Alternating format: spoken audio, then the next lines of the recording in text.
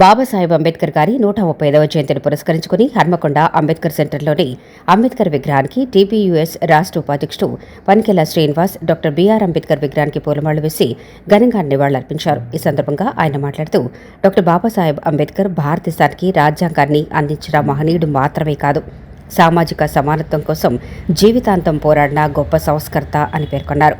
అణగారిన వర్గాలకు న్యాయం జరిగేలా చేసిన ఆయన కృషి చిరస్మరణీయమని అన్నారు.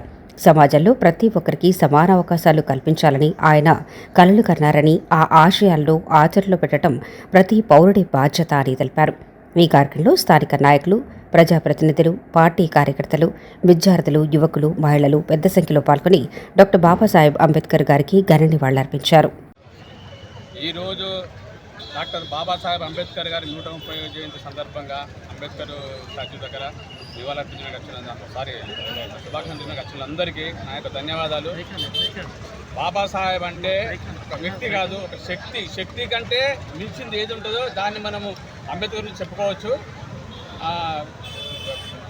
భారతదేశానికి దిక్సూచి అంటే రూపకర్త, ఒక దేశాన్ని ఉద్దేశం నిర్ణయించిన ఒక గొప్ప మహానుభావుని యొక్క జయంతి ఈరోజు జరుపుకుంటున్నందుకు భారత ప్రజలందరూ సంతోషంగా ఉండాలని, సంతోషంతో ఈ పండుగ జరుపుకోవాలని. పండుగ దసరా, సంక్రాంతి పండుగ కాదు, బాబాసాహెబ్ జయంతి అంటే కూడా మన బడుగు బలహీన వర్గానికి అతి గొప్ప పండుగ, చాలా పెద్ద పండుగ, వాటికంటే పెద్ద పండుగ ఇది. ఈ పండుగను అతి గొప్పగా సంతోషకరంగా జరుపుకుంటున్న ప్రతి ఒక్క బడుగు బలహీన వర్గాలు, బీసీ నేతలు, భారత ప్రజలందరికీ నా యొక్క శుభాకాంక్షలు. జై భీమ్, జై మాల.